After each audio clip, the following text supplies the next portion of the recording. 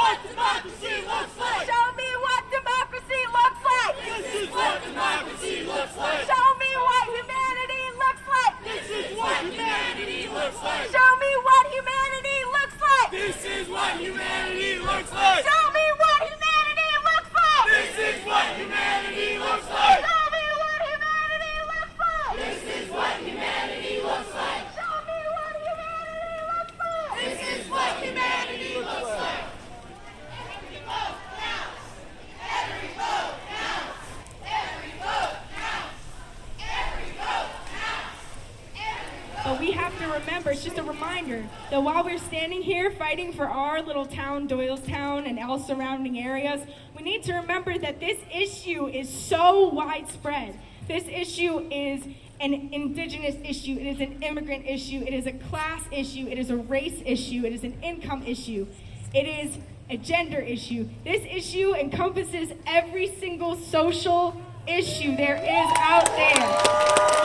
Every vote counts. A lot of the time, people like to frame climate change as a very neutral issue. People like to talk about how it's going to affect everyone equally, and people like to act as if there's joint, shared responsibility for it. Well, that's not true, because guess what? It's going to affect us working people the most. Those people at the top, they're the ones who's been causing it.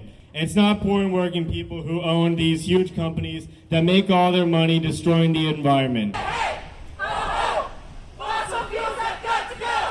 I come here to refer to ancient Greek mythology.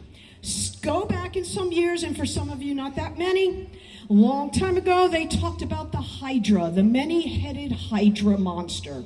This was a monster that had a neck, that had lots of necks, that had lots of heads, and all of them had massive teeth, and if you went towards them, they'd kill you.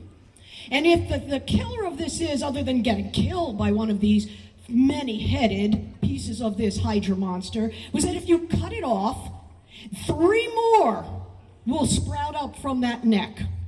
That's environmental issues. It's the many Hydra head. That's climate change. It's the many Hydra-headed monster. And it is eating us. Make no mistake about that. Hey Congress, step off it, put planet over profit. So the road that we have been traveling on towards disaster should be no surprise to any of us. It's been the responsibility of my parents' generation and my own generation to go down a different path. Some of us have tried, but collectively we have failed. No coal, no oil. Keep the carbon in the soil. According to the Environmental Justice Network, people of color are 3 times more likely to experience releases of toxic chemicals and 5.91 times more likely to reside near a facility that emit criteria air pollutions. If you are like me, you agree that this is completely unacceptable. These poor policies are the same reason why citizens in Flint, Michigan still do not have access to clean water, and why in our own backyard of Chester, Pennsylvania, there are 5 large toxic waste facilities. But today I'm here to say that my community will no longer quietly accept the burden of your waste. It is our human right to have a standard of living that is adequate for health and well-being, and all communities must come together to demand that our leaders become more serious about climate change. We are the voice of our great-grandchildren. Does anybody know what this means?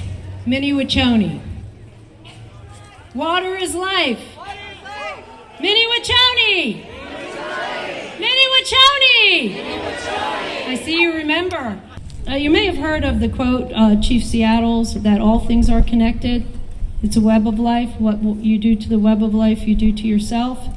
Indigenous people understand that, being 100% reliant on the earth and having the earth provide for all of its needs, Mother Earth.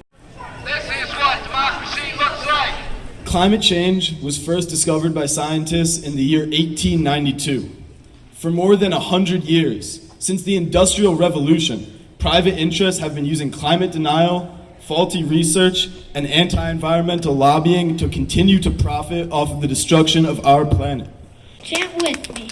Pass on plastics. Pass on plastics. Pass on plastics. Pass on plastics.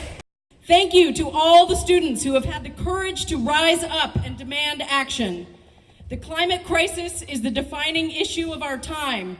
Your voices today and those of your peers across the country and around the world will play an important part in getting my generation to wake up and at long last take action. I'm a Vietnam veteran and I didn't go there to watch the planet go down in flames. Every single person on this planet, every single animal, every single plant, every single species has something in common. We need to protect this earth. I'm mindful of the quote of Doylestown native and beloved daughter Margaret Mead.